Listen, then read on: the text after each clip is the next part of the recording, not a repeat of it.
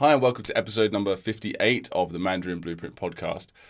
I was thinking about updates this week, and one thing that I've been trying to do is think about new content we can create just for social media, just to basically build a better relationship with our followers, both on and off the course.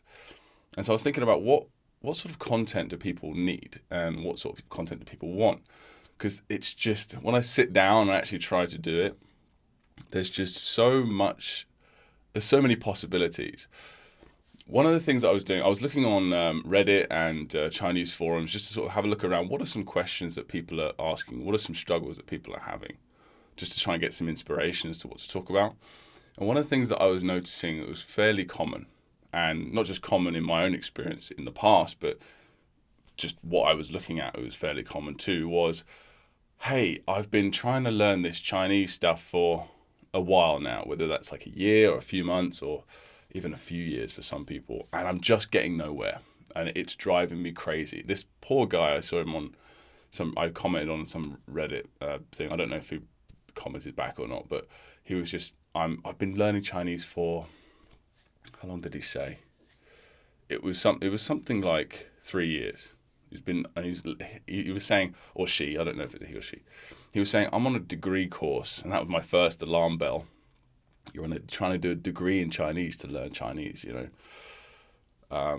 Phil can tell you from personal experience, and I can tell you from experience for the one semester that I could manage to get through, that's not going to work in general. Or at least it's a really painful, really slow way of doing it. Anyway, I saw this guy. I'm just going to say it's a guy. And he was just, I've been working my butt off, and I know this exact feeling. I'm getting nowhere. And I was thinking, that's a good thing. It's just, that's where I think I should start, right? It's just give some clues as to, for not just for people that have been in it for a while, but also beginners. Like, where the heck do I start? Or give me a general plan so I can go back and correct my course. So I was thinking, all right, let's go back to basics. What are the basics? What causes most people most problems when trying to learn Chinese? And I'm going to assume a lot of other languages too, but I really don't want to sort of delve into stuff I don't know what I'm talking about, and I'll stick to this. I think, and Phil and I both think this way, that's pretty much why we made the course, is that the perspective is all about traditional methods, first of all, using traditional methods to learn a language as an adult. And when I say traditional, I mean textbook, classroom. You didn't do that for your native language. So one day, it took a while for me to click with this, so I'm not judging anyone who thinks this way at all. And I might be wrong, who knows? But I think that the biggest problem, first of all, is that you're trying to learn a language in a completely opposite or different way than you learn your native tongue or any other languages that you learn, say, as a child or even as an adult. Some people, it sticks for them. They learn a certain way.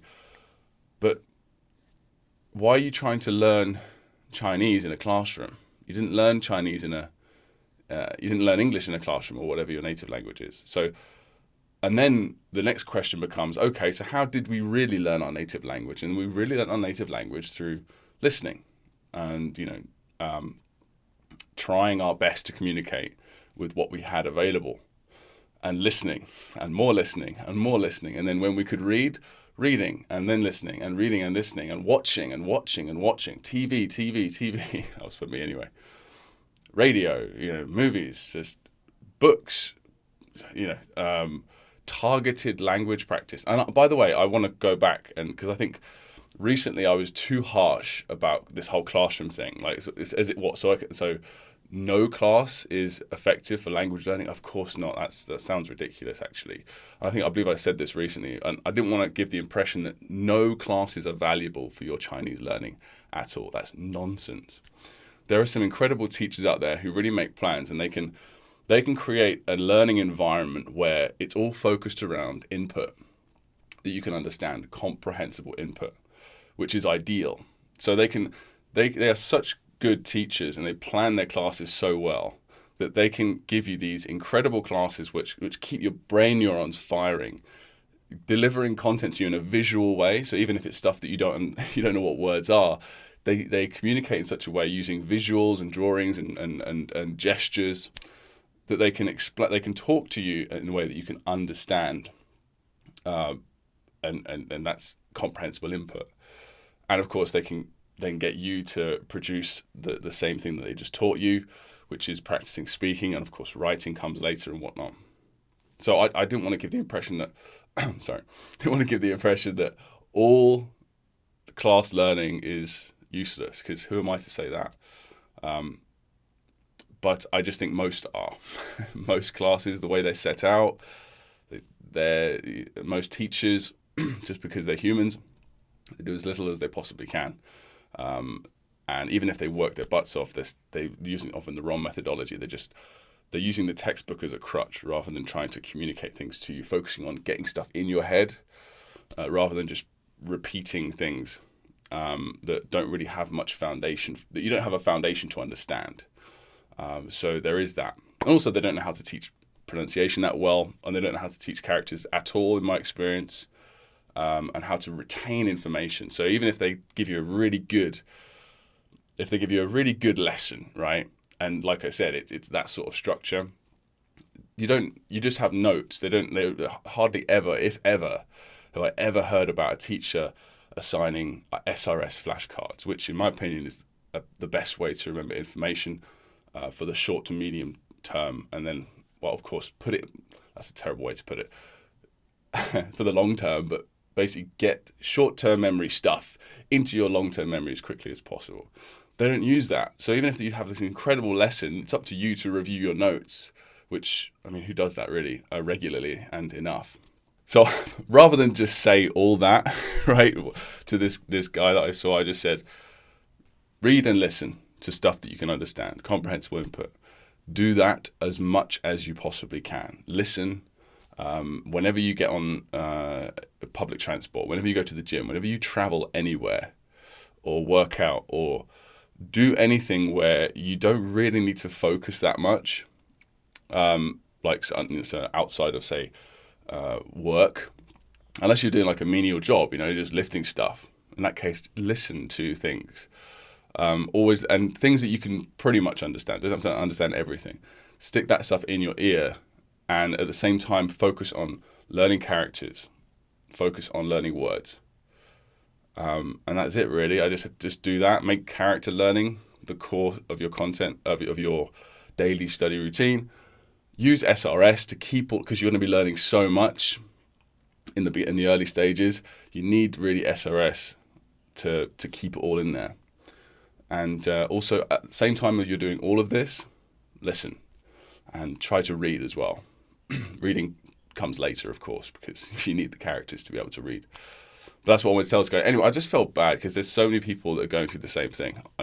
Phil and I went through the same thing.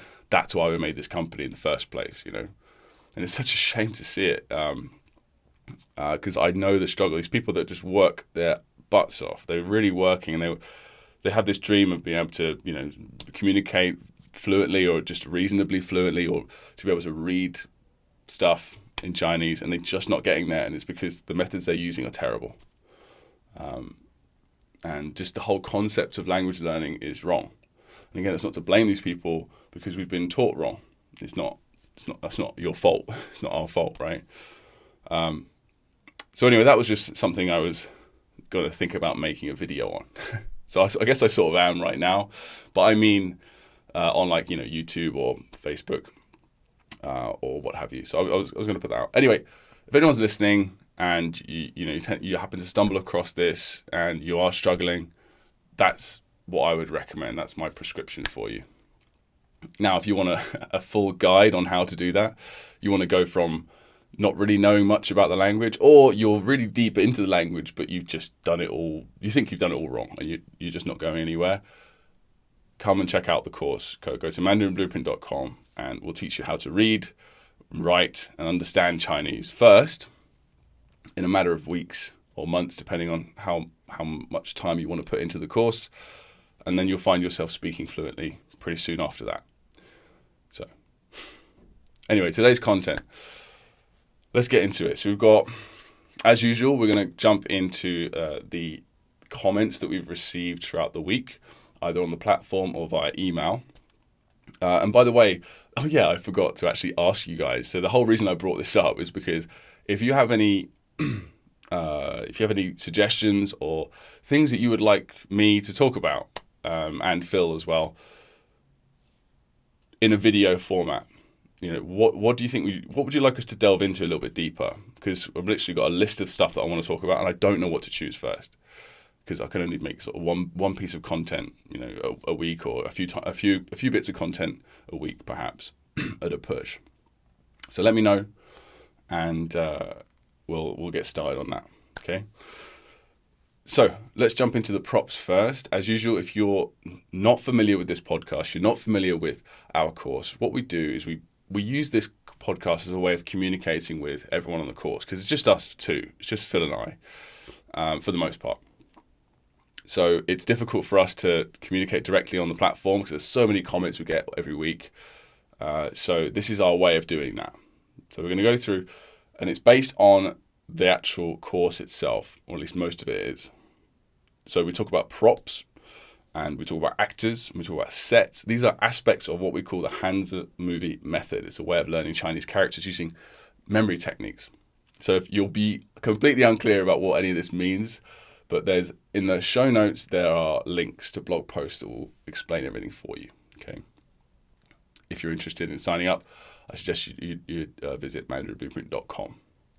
So first we've got a comment just for pick a prop for da, which means big. And MATEUSZ STRZELECKI, I'm probably pronouncing that wrong, almost definitely actually, he says, in big capital letters, Big Ben. That's a great choice. That was actually mine, wasn't it? I definitely had Big Ben for one of my props. I think it was that one. Jonathan Pritchard, our pick a prop for qi, which means air or gas. He says, as soon as I saw what that character was and that there'd be a prop for it, I knew I'd be picking Aang because I loved the Last Airbender series. I've mentioned this a couple of times. Anyone that listens to this podcast regularly, Aang has an entirely Chinese version as well. This is what I replied to Jonathan about. It has an entirely Mandarin, it's Taiwanese Mandarin, so you can't. It's not great, but that's my opinion on that accent.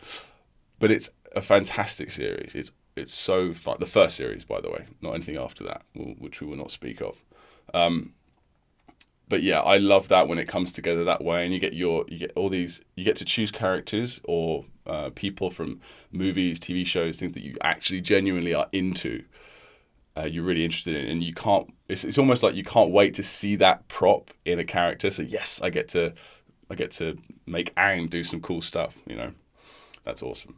River Nixon on pick a prop for Jiao, which I guess one of the meanings for this is intercourse in all sort of forms of that. Just like conversing in or the other sort of meaning of that.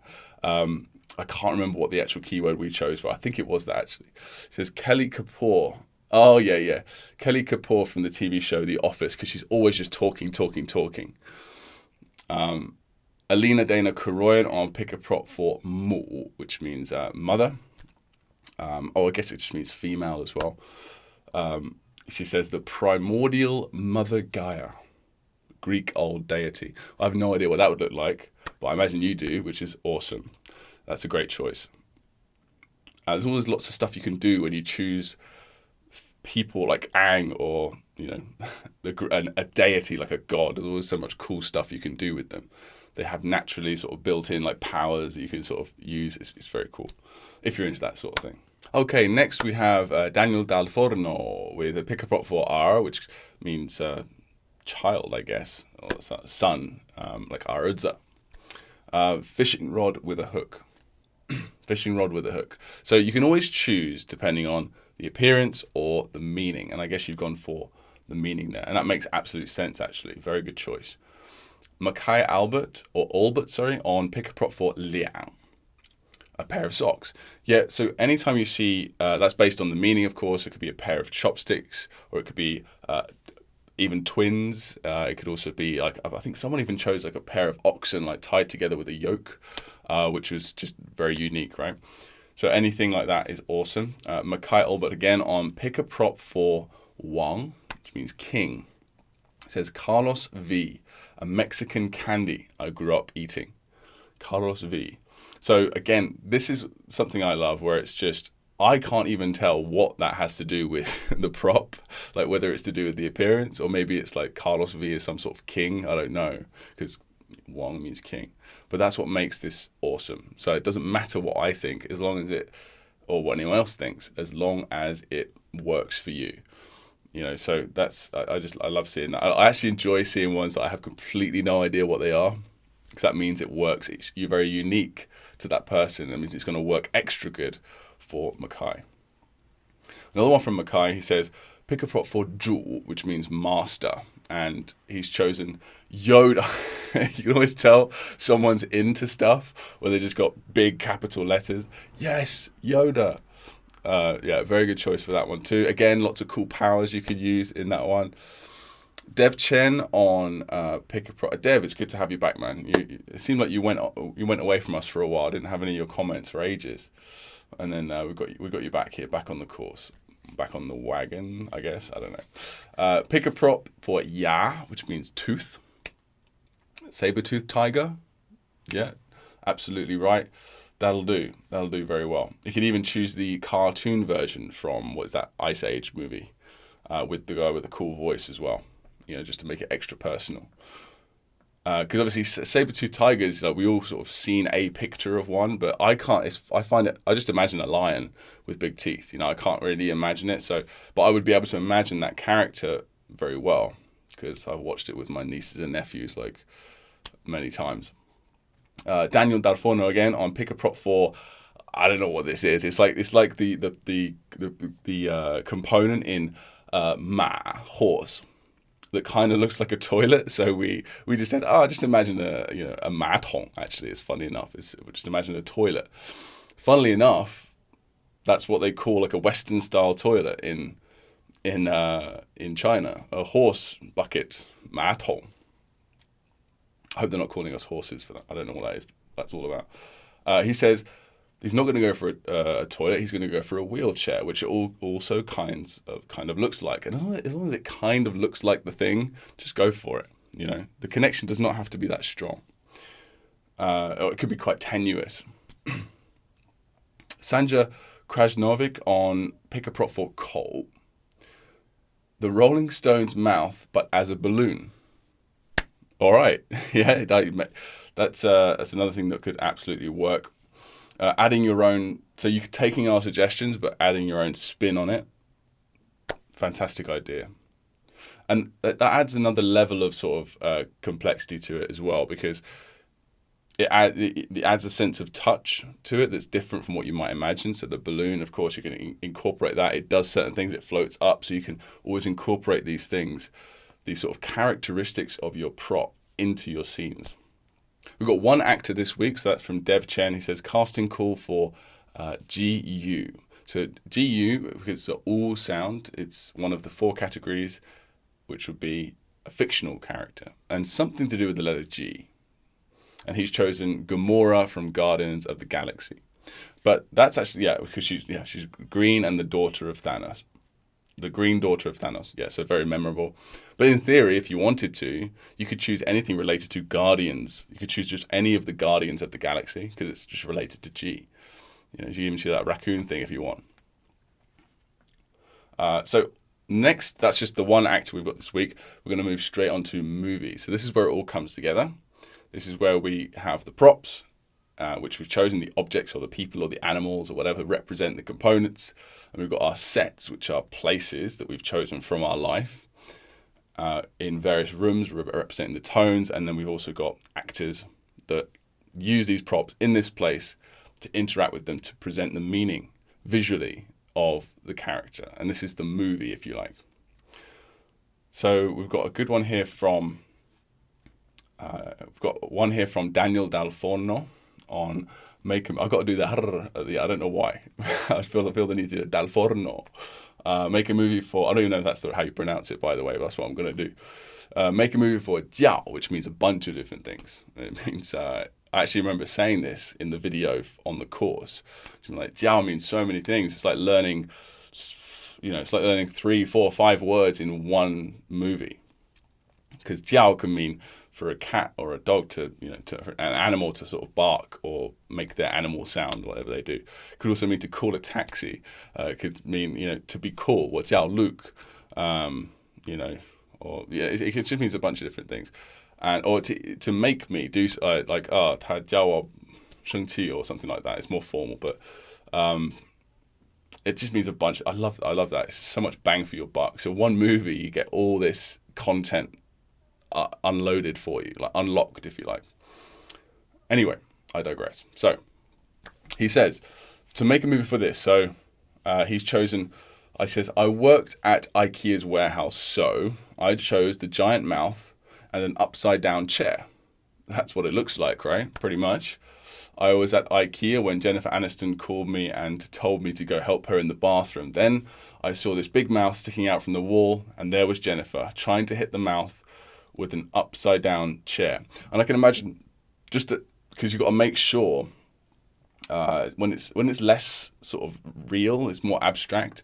Because like to call someone, I guess that's fairly real, fairly direct, isn't it? But just to make sure you run into the ground, like I can just imagine walking in on her and she's like, and she's saying, come over, like she's calling you over. She's like, hey, Daniel, she's looking at you. She's like, hey, Daniel. She's like calling out, being really overacting in that sense, just to really drive the point home that this is call. That's what we're going for, Really good idea. Very simple. Again, everyone knows that I like simple when it comes to this, when it comes to making movies. Simple and rely on your first instinct. These are the two most important rules or guidelines, if you like, if you can call them rules, for this method. Ellery Hall on Make a Movie for Yu, which is a beautiful word, which means jade. It, if you can see the character there, it looks like it's got king, and it's got a little dot in the bottom right corner, which will represent by like a drop of water or something like that. He says, she says, sorry, Ellery is a, do you know what? I just don't know if Ellery is a boy's or girl's name. Ellery feels like it's a girl's name, but I can't remember. So making people angry now, especially Ellery. God gives the king the jade touch by means of a drop. So that's brilliant. It's almost like a little line of a poem, but it's just summing up. It's all someone would need to get inspiration for this movie. Like I said, I've said this before too. I love when people go into great detail and like to every line of like they're writing an actual movie script. It's fantastic. But I also like this when it's just like a simple line that sums it up. God gives the king the jade touch by means of a drop. So you can just play it. It allows the person reading that to just play it out for themselves. So, I know what I would do. I would have like my God character get, maybe God's hand comes down or something, or she just gets the power of the jade touch by someone dropping, maybe me or maybe someone else, giving her a drop of water or a water balloon, whatever the drop is represented by, and maybe she's got a crown on to represent she's a king. And then she suddenly turns green and she's got the ability to make everything jade, and she goes around the room just touching everything, turning it into jade. And I can like pick up the objects and admire them afterwards and stuff. And that's it. Fantastic idea. Rebecca Weeble, or Webble, sorry, making loads of people angry today. Make a movie for 吃, to eat. So it says Charlie Sheen as the ch actor, so the CH representing it, and outside the entrance of my childhood home, so that represents the final, which is it's the null final, it's no final really, and outside the entrance would be the first tone. He's feeding the Cheshire cat. That's the mouth prop that Rebecca has chosen, which is a great choice. She's feeding the Cheshire cat tinned cat food when my beggar comes up, gets on his knees and eats the cat food too. Gross. Yeah, because so beggar is the right side component of this character. So yeah, that's very visceral, let's put it that way. And that's going to be, and therefore memorable. They don't always have to be gross, guys. I'm not saying it has to be gross, but if it's gross, it can help memorize it. It activates that lizard brain that we've got going on.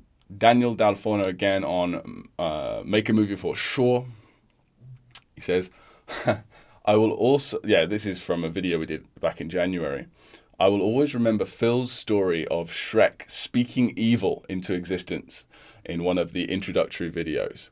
That was one of the first characters I've learned, even though I was doing the pronunciation course at the time. Yeah. It's speaking evil. Yeah. So it was actually, it's quite a visual. Obviously, we had some heavily religious people contact us, said they weren't happy with it, which I completely understand. The idea of talking about hell coming into existence, I can understand that completely. But I'm glad that which is why we're not going to do that sort of thing anymore. But I'm glad that was helpful for you, Daniel. That's awesome. Julie on Make a Movie for, I don't have the label here, but we'll figure out what it is as we go through. Let's just read the scene. And then I'll add the character later. It says, Gaston, so that's a G, is standing outside the customs line to get into Japan. and it is pouring down with rain outside. He sees the beast waiting on the other side. He takes his razor blade and puts it on top of the crucifix. This is for Gan. I can already tell, for dry. He puts it on top of the crucifix so to form a makeshift umbrella to keep himself dry as he is about to pursue the beast and Belle. So that's a great scene. See how great this is? I can just tell what character that is almost immediately. It's Gan, meaning dry. And that's a great scene. Also, so here's some notes and comments. Years ago, I started learning Chinese with learning Chinese characters. Tuttle, Alison Matthew, and Lawrence Matthews. They have a similar methodology for character components, meaning, pronunciation, and tone. Yes, I've seen it. Although I think that your methods are a little more diverse and sticky because of the variety. I got lazy with the movie method, but it's definitely the more effective tool in the long run versus rote memorization, as I've done both. Now, it depends on what you mean by lazy, because there's good lazy, by the way, which is the reason why we made this entire course in the first place. We were too lazy to learn the boring, long, difficult, traditional way. So that's good lazy. And then there's bad lazy, where it's just you just couldn't be bothered, even though it was working. You just rather watch Friends on TV or something like that. That's fine. But it depends what you mean, because if you're saying you're getting lazy, I love it when people get lazy with the actual method itself, by the way. Because that usually means that they make really simple stories that usually work better, and they take less time and effort to create scenes rather, not stories. Anyway,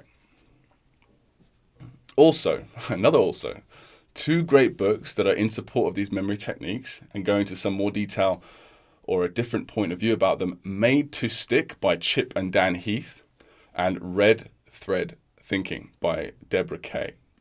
Yeah, thanks for those suggestions. And I'm sure, do you know what, like the amount of, we both did very little extra like reading and research. We read a couple of books by, for example, how am I forgetting his name? Dominic O'Brien. That's it. Dominic O'Brien, like 8-time memory champion.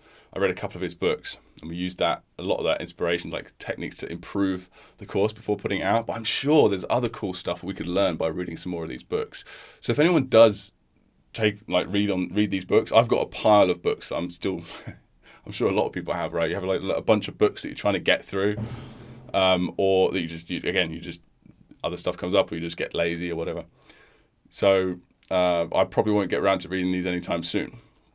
But if anyone does read something like this, like you read Art of Memory Forum articles, or you check out some more memory books, and you learn some cool stuff that you think could make the course better, let us know. We'd love to hear about it. That includes you, Julie, as well. Awesome. So Daniel Dalforno again Dalforno on Make a Movie for Chu. So we've got another Eat movie. Let's see what Daniel does with it. I love seeing this. You've got the same character, but you just got 2 or 3 or 4 different, 5, 10, 100 different, completely different ways of creating a scene for it. You know, Chaplin was walking with a basket full of food towards the door of my childhood home. Then suddenly, he saw a big giant mouth with a sad expression next to him, and next to him was Oliver Twist with an empty plate. He felt sad, so he gave both of them part of their food. Part of his food. The giant mouth smiled, and Oliver smiled too. Simple, great, awesome. Here's something that Daniel did, which I guess people should imitate, which is, we always say, don't bring in extra stuff, which in this case, some people might think would be, oh, why is he bringing in a big bowl of food? That's extra stuff. It's directly connected with the keyword. So it's absolutely fine. It's adding, it's necessary to be there. Sure, you could think of another way, but I mean, how better to represent the term eat than have someone eating food, right? This is a great little thing. And of course, Oliver, by the way, Oliver Twist represents the beggar on the right-hand side, as many of you probably noticed already. Rebecca Weeble on Make a Movie for Kwang, which means situation, 情况, which again is a very abstract. So let's see, that's very abstract meaning, right? So let's see how she handles it. Oh, okay. So this is not a movie. This is a question. Okay. Didn't John have the popsicle as his ice? John is one of our guests who, in the actual course, is on video talking about this story. And these scenes are so effective. This was a year ago now that we did this, and I sort of remember that because I was with him, I believe, for that one, and it had Kermit the Frog, and Kermit the Frog. It was something to do with ice skates. Yeah, I remember this scene actually. Didn't John have the popsicle as his ice prop in the Faye character? Now he has ice skates. Can you change your prop like that? I thought your prop should stay the same. Your prop should stay the same. And this is an example of the fact that we give these rules as guidelines. You know, we don't want to, because it was difficult for us, right? Because we know we have hundreds, if not thousands of hours of experience teaching this method live. And then we made this course, right? And in those many hours of teaching, we learned a lot of things that we've made into what we now tell you guys is our general guidelines to follow. But we don't want to sort of be dogmatic about it. We don't want to be like, you have to do it this way. You can't do it that way. And John was like one of our early students as well, before we really solidified these rules. So, and he was so good at it. He mastered the technique so well, so quickly, and with such a busy schedule as well. We've talked about it many times. That I didn't want to sit there, like tell him he was probably better at it than I was, right? I didn't want to tell him, don't do that, you know, because it's working for him. And he has no problem with, I think, ice skates. I don't think it, you know, it didn't affect him negatively, so I'm not going to correct him, right? And he's got some great scenes, so, you know, it's fine. But as a general rule, following for you guys listening, don't do that. Don't choose more than one prop for the same component. Otherwise, you could have issues. But you know, if you've mastered the method like John did, you can sort of make tweaks. We can make exceptions for you. All right, they're just guidelines, guys. But yeah, sorry if that confused you, Rebecca. So now that's pretty much it for the movie stuff. We're going to move straight on to what we just call miscellaneous, just some extra stuff that came in this week, email, whatever, that's just not really related to much else on the course, specifically. This probably should be in sets, but it's kind of miscellaneous. I'll show you what it means. So Fred Snyder says, running out of places with kitchens for second tone. Can I change a location for the remaining second tones? This is sort of, just a general question. It doesn't really belong in sets or anywhere else. It's just a general thing. And the answer is you make your own boundaries, because we know that the variety of places that you're going to have sets, like they can be workplaces, they can be shops, they can be shopping malls or any shop. I don't know. I seem to love talking about shops.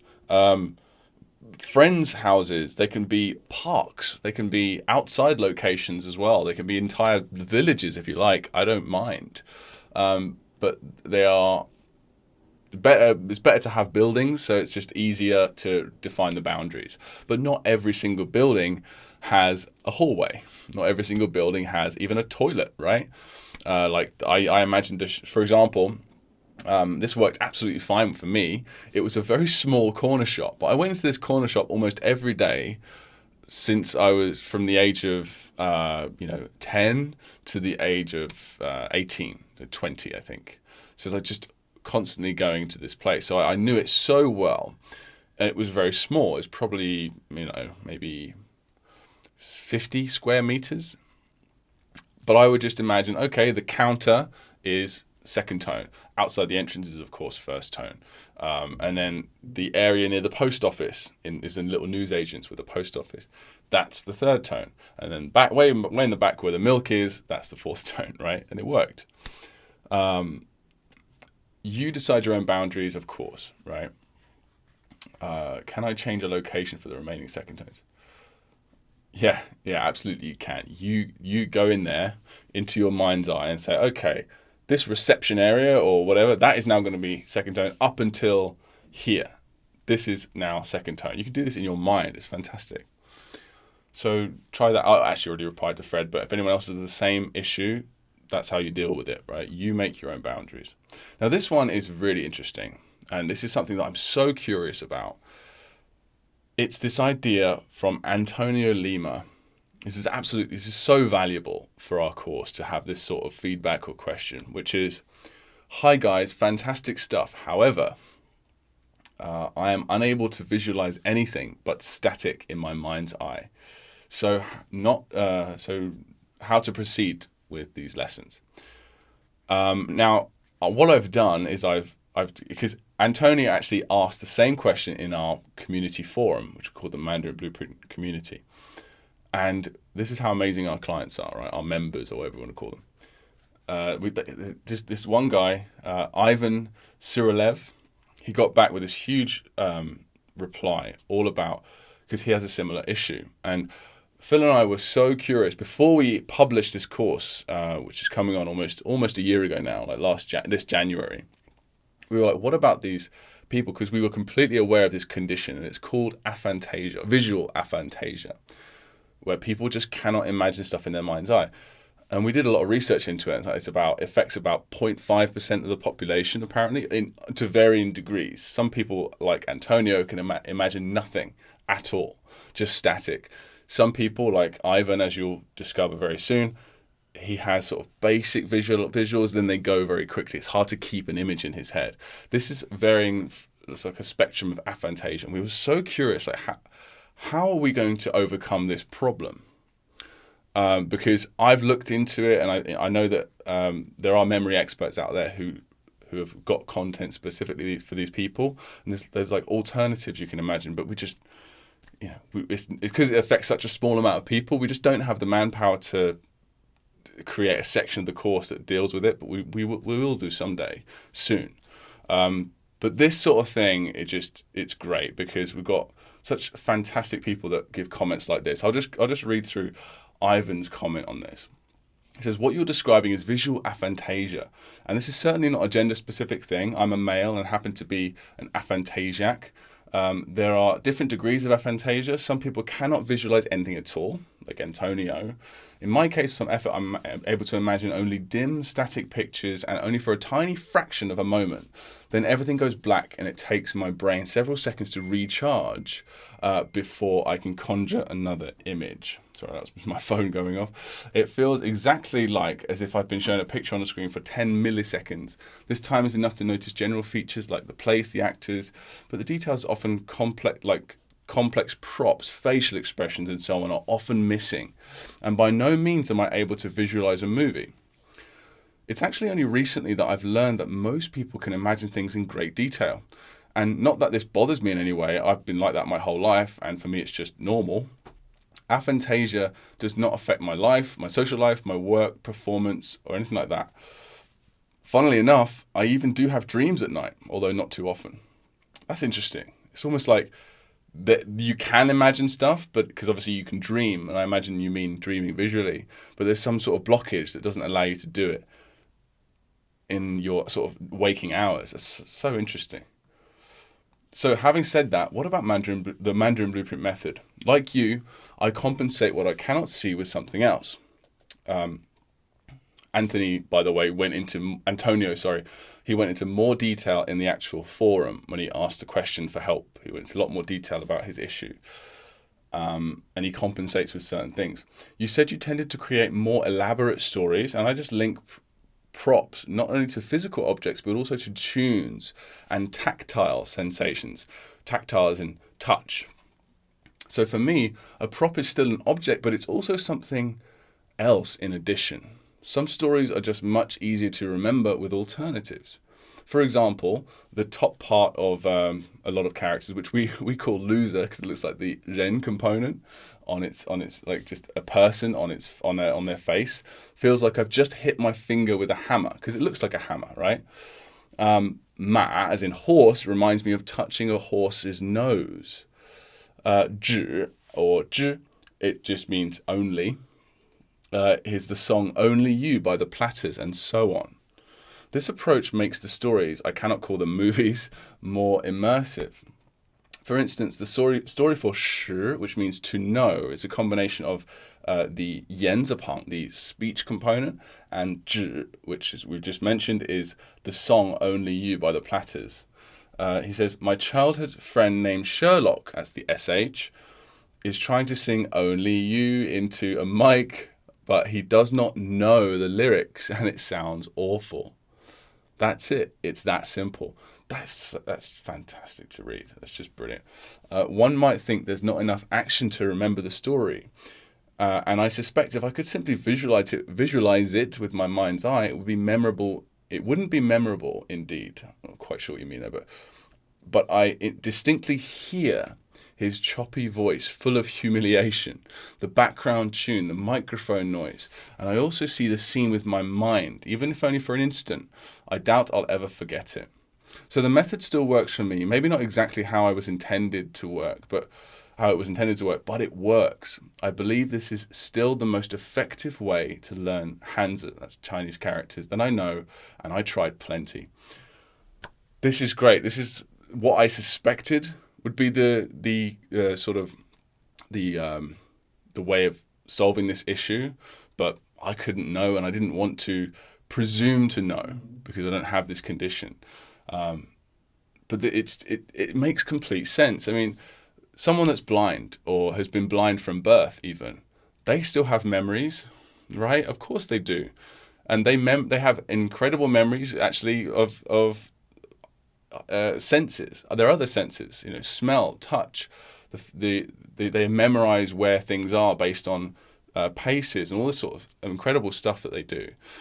So why wouldn't someone who can't imagine stuff visually just be able to rely on their other senses of memory in order to create these scenes? Just rely more heavily on sounds, music, and touch. This is probably one of the most valuable comments that we've ever had for this reason, because I know that 0.5% or maybe 1% of it is still a lot of people, one in 100 or 1 in 200. So anyone that faces this problem in the future, I'm just going to either send this video clip or send that comment to them. So thank you very much, Antonio, for voicing the issue, and thank you even more to Ivan for just providing such valuable information for everyone. So that's just great. Such a great community we've got going on. I say this all the time. People who listen regularly must be getting annoyed. But I'm just so happy with the community that we have. It's fantastic. So we've got just a few more comments here. One from Oliver Olney. I'll make a movie for Fei, which means to fly. He says, why is the ice prop utilized? Wouldn't it be more appropriate to pick a different prop since the strokes don't match? A very fair question. And the reason why, and do you know what? Me and Phil were actually quite frustrated by this issue because, first of all, it's fine. You're just using the prop backwards, right? And the two sort of strokes that you see there on that side doesn't happen again pretty much ever.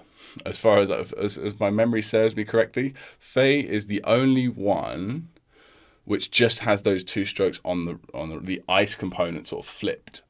So it wasn't worth creating an entirely new prop, especially this early on in the course, just for this one character.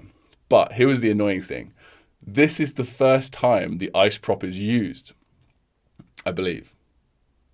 Or at least it was in the first iteration. So we were like, we can't have the first time we use it be backwards and then but we had no choice. So, but like I said before, these are just guidelines. So feel free to make your own prop if you like. It's no problem. All right, and maybe we overestimated how difficult it would be to make props early on. So, but that was our attempt at simplifying the process. I hope we didn't confuse you too much. Another one from Oliver on make a movie for jiu, which means old, but for objects. He says, my Chinese friends in the South pronounce jiu not just as jiu, but as ju. I'm just trying to read what you say there in sort of phonetic form. Shouldn't we use a different set? The ending pronunciation is different from coal. No, because we are doing it based on standard Mandarin pronunciation, 普通话. So I don't really care what someone does in Gansu or someone does in Sichuan or Shanghai or whatever it is. We're doing standard Mandarin pronunciation. And even if we weren't, the pronunciation on paper is still the same. It's still spelt the same. So just because they say it a different way doesn't make any difference whatsoever. Dual. I guess they do say it slightly different. I haven't. Be interested to know where they're from actually, just so I can look into it further. Inga, this is the last comment of the podcast. Inga Dubrovska. Sorry. Again. So it says, hi Phil, thank you very much for the email. This was an email that we send out to people who sign up for an ebook, I believe. Just, telling them a bit of information about Chinese and whatnot. It says, I'm considering buying your course and giving it a try. I've been learning Mandarin for a year now, and I feel that I don't know it at all. This is the same issue that I mentioned at the beginning of the podcast, right? I spent many hours writing and learning, I'm going to do that in quotes for you, learning characters and left with nothing. Yeah, this is so common. Still, I remember only some of them. Right now I'm in Taiwan, I take classes there, and it's even worse because most of the characters are different and more difficult. Yes, they try and teach you words based on characters you've never learned, which is very frustrating. That's why we made the Mandarin Blueprint Method, to fix this issue. And it is even worse because most of the characters, you know what I mean? Yes, I do. So in the beginning, I was very excited about learning a new language. I speak already 3 languages. So I thought it would be pretty easy. Yeah, that's very common as well. And right now I'm so frustrated and feeling I'm going nowhere. I'm looking at your videos and all you say makes sense, but I still hesitate if I manage to do it after all these tries and fails. So please give me advice, please. Give me some advice, please, Inga. What you're going through is it's very common, way too common. It should not be this tough. The difference is people treat learning language as they do any other subject, like physics or whatever, where you have to just learn a bunch of facts. It's not that easy, unfortunately. You don't learn. I mean, I'm not saying that all traditional learning doesn't work. I'm just saying it doesn't work for language learning. Most traditional learning methods situations do not work for learning language. And there's another issue, which is Chinese is different. Chinese is up there with Arabic and Japanese, and I believe there's one other, but it's just like 3 or 4 languages at the top level of difficulty, way more difficult than other languages, simply because of the writing system.